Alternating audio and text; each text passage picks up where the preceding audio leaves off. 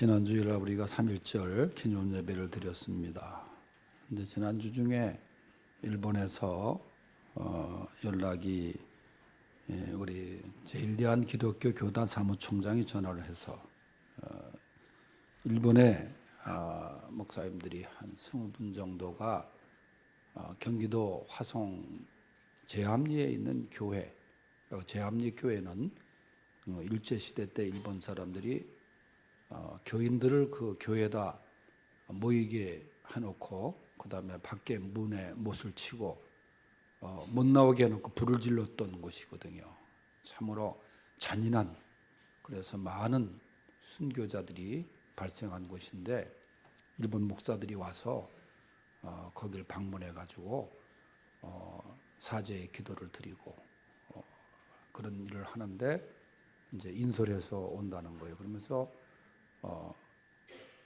우리 경기 노예 지역이니까 저녁 식사를 좀 대접해 줬으면 좋겠다.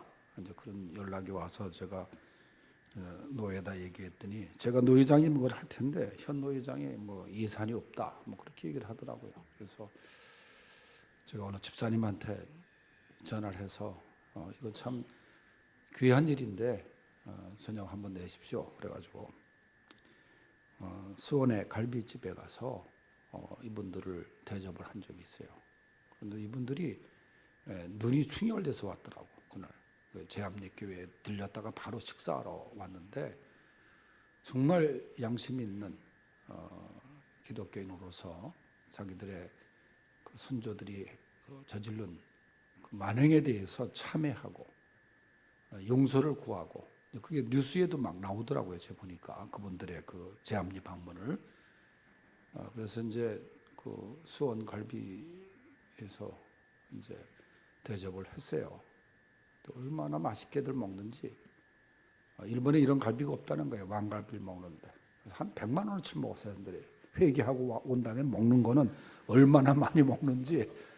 그래서 일본 사람들이 와가지고 대접을 한 적이 있습니다. 정부에서도 3.1절 기념식을 거창하게 했죠. 참 황당한 이야기도 하고 그랬습니다만은 그 지난주 설교에서도 말씀드렸지만 3.1 운동의 주체는 당시 기독교인들입니다. 물론 천주교인도 있었고 불교도 있었지만 대부분이 다 기독교인들입니다. 기록에 의하면은 그 일제 그 강점기 시절에 조선 사회에서 우리 예수 믿는 사람들 그때는 야소교다 그랬는데 야소교인들은 거짓말을 하지 않는다. 그런 인식이 있을 정도로 정말 믿음 생활을 잘했습니다. 일제 헌병들이 남긴 문서에 보면은 1920년에 살인 사건이 발생했는데 그 살인 사건의 증거가 없고 용의자가 살인을 저질렀다는 사실만 증언해 주는 일이 있었어요. 그런데 그 증언자가 기독교인이에요. 그러니까 법정에서 판사가 그 여인의 증언을 가지고 피의자를 그 다음에 그 범죄자로 인정하는 그 형을 언도를 합니다. 그러면서 그 판사가 일본 사람인데 이런 말을 해요. 물증은 없지만 증인으로 나온 사람이 야소교, 기독교 신자이므로 그의 말은 틀림없이 사실일 것이다. 이런 얘기를 한 기록이 있습니다. 두 번째 사례가 1919년 3.1절 독립운동에 관한 일본 그 헌병대의 일지에서 나온 이야기인데 당시 무라카미 헌병대장과 부하인 다나카의 대화에서 일지에 이런 게 기록이 되어 있어요. 이번 폭동은 조선 야소교인들이 주도해서 생긴 일이니 주동자를 색출해서 잡아들여야 한다. 그래서 그 잡힌 사람들에게 예수를 믿는지 먼저 물어보고 믿는다고 하면 무조건 잡아들여라. 그렇게 얘기를 해요. 그러니까 부하가 말합니다. 아니 믿으면서 안 믿는다고 거짓말하면 어떡합니까? 그러니까 헌병대장이 이렇게 대답을 해요. 조선의 야소교인들은 거짓말을 하지 않는다. 내가 기독교인이면 기독교인을 분명히 얘기한다는 거예요. 고난과 아픔의 시절이었지만은 우리 선조 신앙인들은 이렇게 정직하고 진실하게 믿음 생활을 해왔습니다. 언젠가 목양 칼럼에도 제가 기록했습니다마는 우리 교단 영락교회를 섬기시던 최태섭 장로님, 지금 하늘나라에 가셨습니다.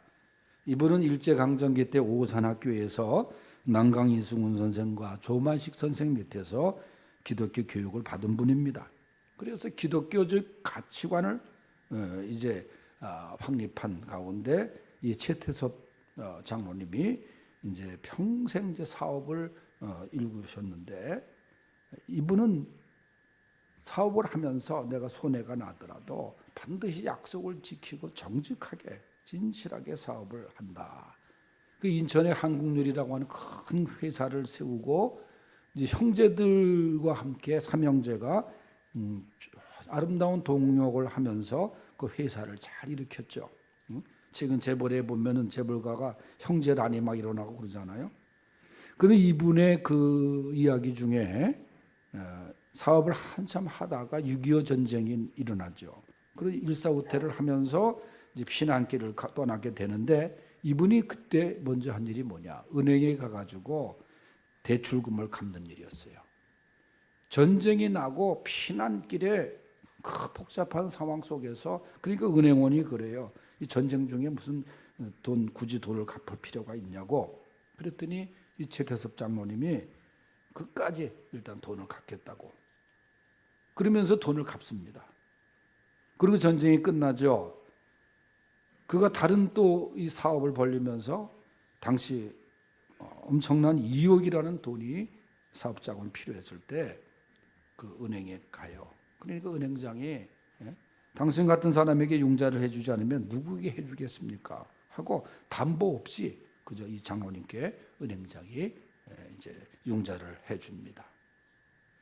전쟁통에 이 대출을 갚는 그것이 어떻게 보면은 좀 참 이해가 안 될지도 모르지만은 이 최태섭 장로님의 정신은 내가 정직하고 진실하게 사는 것이 그분의 삶의 철학이었어요.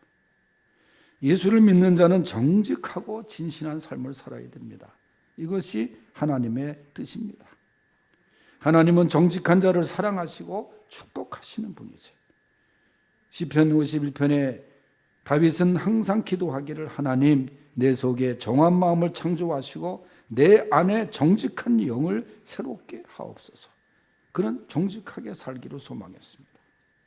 오늘 본문 15절에 보면 심판이 의로 돌아가리니 마음이 정직한 자가 다 따르리라 그랬어요.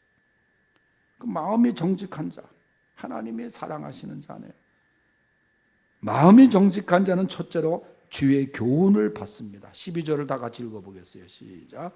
여호와여 주로부터 징벌을 받으며 주의 법으로 교훈하심을 받는 자가 복이 있나니. 아멘.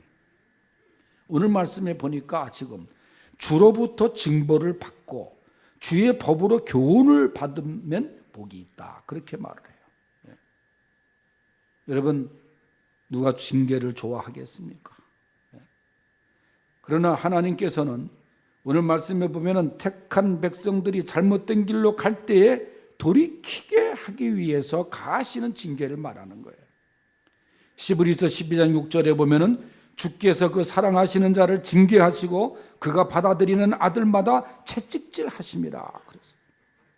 8절에는 징계는 다 받는 것이거늘 너희에게 없으면 사생자여 친아들이 아니니라, 그렇게 말해요. 우리가 징계를 받을 때 아픔만을 기억하기 때문에 그 징계의 교훈을 몰라요. 그래서 때로는 넘어지기도 하고 원망하기도 하고 하나님을 멀리하기도 하고 왜 나에게 이런 고난이 오냐고 그런 생각을 합니다. 서양말에는 정은사가 나무와 가장 가까울 때가 가위를 들고 전지할 때다, 그런 말이 있어요. 나무가지가 자기 몸에서 떨어지는 아픔이 있지만은 더 좋은 나무를 만들기 위해서 정원사가 가위질을 한다는 거죠. 자녀 교육도 마찬가지입니다. 무조건 달래는 것만이 그게 사랑이 아니에요. 요즘 참 때로 보면은 이해할 수 없는 부분들이 많이 있는데, 요즘 제가 서울대 치과병원을 이제 정해놓고 가는데 하여튼 뭐 갈 때마다 한 대씩 뽑아요. 아주 뭐 언제까지 뽑을지 모르지만 하여간 이 일을 발치를 해야 된다. 그런데 지난 주간에 치과 앞에서 의자에 이렇게 앉아서 대기를 하고 있는데 젊은 엄마가 아들 둘을 데리고 의자가 없으니까 이 앞에 서서 이제 간호는 애들 둘이 다 이에 보초를. 난 옛날에 그 모를 때는 저 정신요즘고에 있을 때는 애들이 왜 이렇게 철사를 입에다 물고 있는지 난 왜 이렇게 뭐 하는 거냐 그때 보니까 그게 교정하는 거였었어요. 그게 얼마나 비싼지. 근데 애들이 막 장난을 치는데 방금 발치하고 앉아 있는데 내 발을 확 밟는 거예요. 그래서 제가 아야 소리를 냈어요. 근데 그 엄마도 애들도 미안하단 말 한마디 안 하더라고. 걔는 얼굴을 쳐다봤어요, 그 엄마를. 근데 우리 교회 집사는 아니야. 아니고 교회를 다닌다는지 모르지만 하여간 그러고 나서 내가 가만히 생각을 해봤어요. 잘못했으면 물론 본의 아니게 잘못했어도 죄송하다 그래라. 그러는 것이 그 얘기가 아닌가. 그래서 내가 그 얘기를 우리 손자한테 했더니 손자가 그 누구냐고 자기 찾아가겠다 그래서 내가 그러지 말라고. 여러분 때로 이 자녀들이 잘못된 길로 갈 때 잘못했을 때 이 올바른 교훈이 필요한 거예요. 그런 말도 있어요.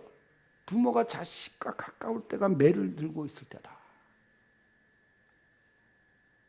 여러분 하나님께서 우리를 교훈하실 때 그것이 그 때로는 징계를 통해서 그것이 육신의 질병이든 이별의 아픔이든 사업의 실패이든 간에 그 뒤에 담겨있는 하나님의 교훈을 깨달아야 되는 거예요.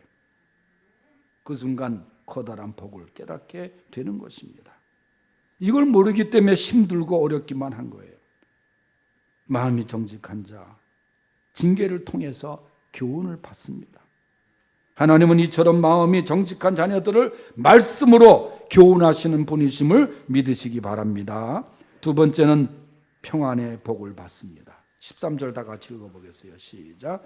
이런 사람에게는 환난의 날을 피하게 하사 악인을 위하여 구덩이를 팔 때까지 평안을 주시리이다. 아멘. 평안, 하나님이 주시는 평안.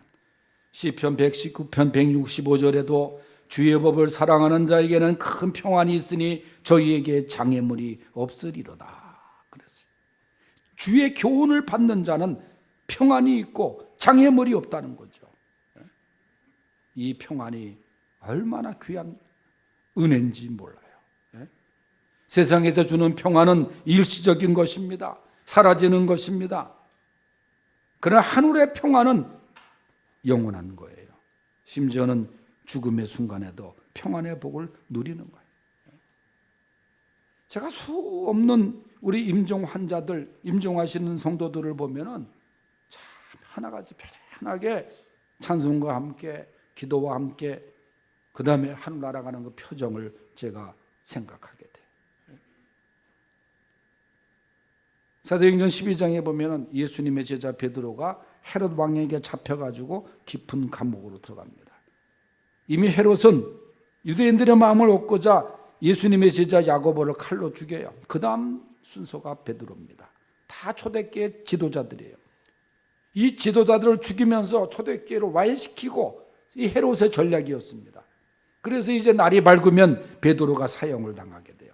그런데 성경에 쭉 읽어보면 사도행전 12장에 참으로 이해할 수 없는 그런 장면들이 나오는데 그 다음날 사형 집행을 받을 베드로가 태평하게 잠을 자더라는 거예요. 그 잠도 깨었다 잠들었다가 아니라 천사가 옆구리를 쳤어. 그래도 못 일어날 정도로 깊은 잠에 빠졌다는 거예요. 여러분 그게 이해가 되는 모습입니까? 제가 알고 있는 사형수들 얘기를 들어보면은 흉악범죄가 발생하고 사형 집행을 해야 된다는 찬송 이야기가 쭉 나오면 그 방송만 봐도 잠을 못 잔다는 거예요. 자기들이 그런 죄를 졌어도 사형을 집행한다고 생각하면 그 잠을 못 잔다는 거예요. 그런데 베드로가 이 사형이 그 다음날 집행된다는 것을 뻔히 알면서도 그날 밤에 편안한 잠을 잘 수 있었던 것이 뭐냐? 그게 하나님이 주시는 평안이에요. 양손과 양발에 쇠사슬이 채워져 있었지만은 그의 영혼은 채우지 못했던 거예요.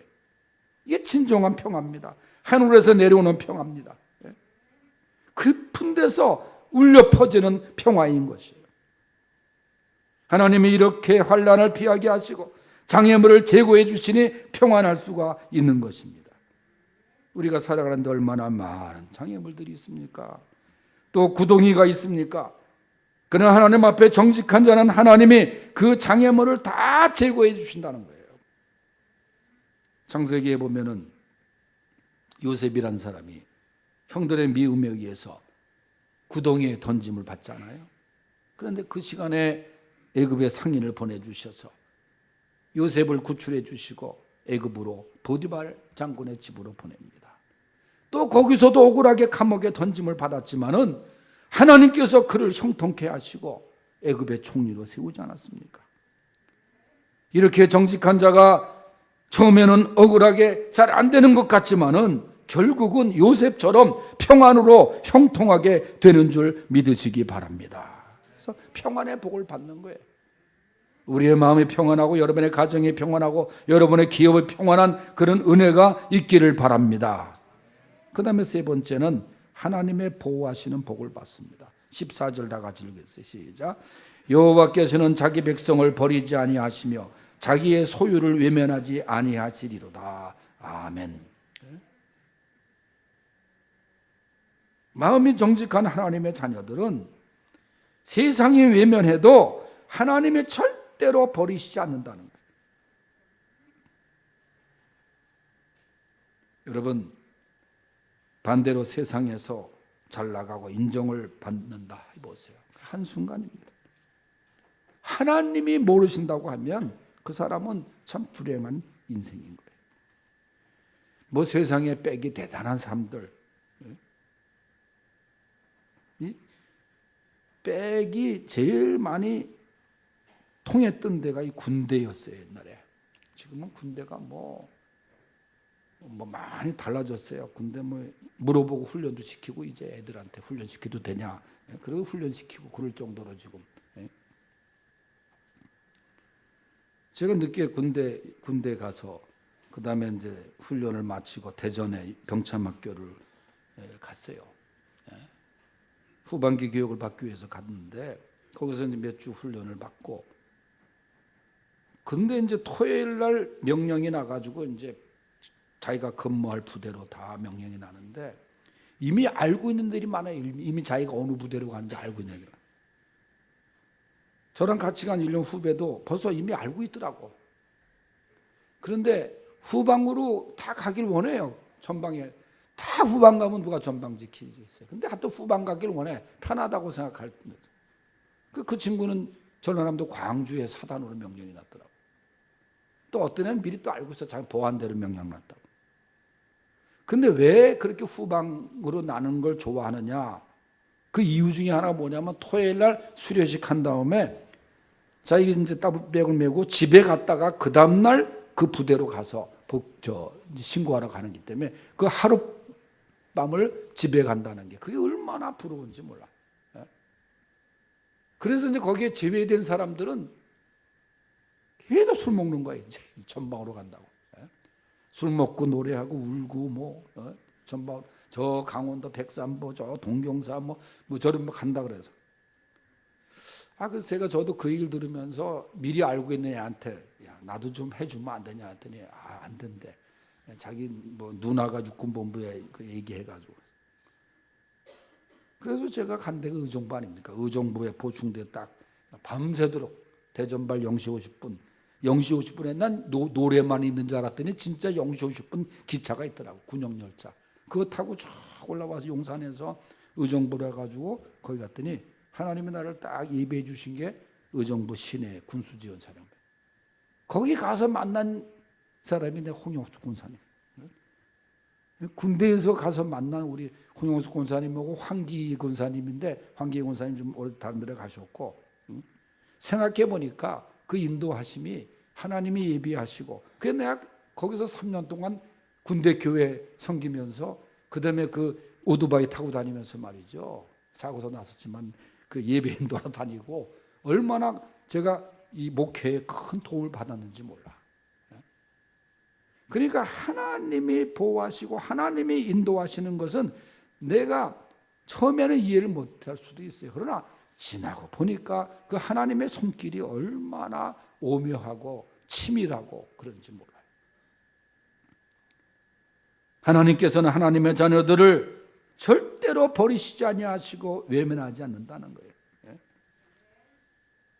그래서 백 중에 최고의 백은 하나님의 백인 줄 믿으시기 바랍니다. 하나님의 보호가 최고예요. 그런데 반대로 하나님이 버리시면, 하나님이 떠나시면 모든 것이 끝나는 거예요. 여러분 다윗과 사울을 보세요. 다윗은 범죄도 했습니다. 그런데 하나님께 회개하고 하나님이 목자가 되셔서 그의 길을 인도하시면서 이스라엘의 최고의 용도력으로 지도자가 되지 않았습니까? 반대로 사울은 이미 왕을 했어도 악한 영에 빠져가지고 하나님이 그를 버리시고 떠나시자 비참한 최후를 맞이하게 됩니다. 그래서 주 떠나가시면 내 생명 헛된 거예요. 세상에서 잘 나가도 다 헛된 거예요. 그런데 우리 주님이 말씀하시기를 마태복음 28장 20절에 이렇게 말씀하세요. 볼지어다 내가 세상 끝날까지 너희와 항상 함께 있으리라. 우리가 부르는 애국가 가사에 보면은 하느님이 보호하사 우리나라 만세, 그 부분이 있지 않습니까? 지난주일날 우리가 애국가를 부르지 않았어요? 이 애국가 작곡은 안익태 선생이 한 거는 맞는데 이 작사를 누가 했느냐? 설이 두 가지가 있어요. 윤치호 선생이 했느냐, 안창호 선생이 했느냐. 윤치호 선생이 했다는 게 학설이 이제 많이 그렇게 거기에 기울어져 있는데, 중요한 건 이 두 분이 다 기독교인이라는 거예요. 이 세 사람이 다 기독교인이에요. 작사, 작곡자가 다. 그래서 애국가에 나오는 하느님이 하나님이에요. 우리가 믿는 하나님입니다. 부처나 공자가 아닙니다. 우리가 믿는 하나님, 이 말씀대로 그 하나님이 보호하사, 보호하사가 뭐예요? 보호하고 도와준다는 뜻이거든. 하나님이 우리나라를 보호하고 도와주실 때 이 나라가 만세예요. 이 나라가. 우리 성도들을 하나님이 보호하고 도와주실 때 우리가 잘 되는 것입니다. 하나님이 역사를 주관하시는 거예요. 그래서 오늘 하나님의 보호하심이 우리 사랑하는 성도들에게 함께 있기를 축원합니다.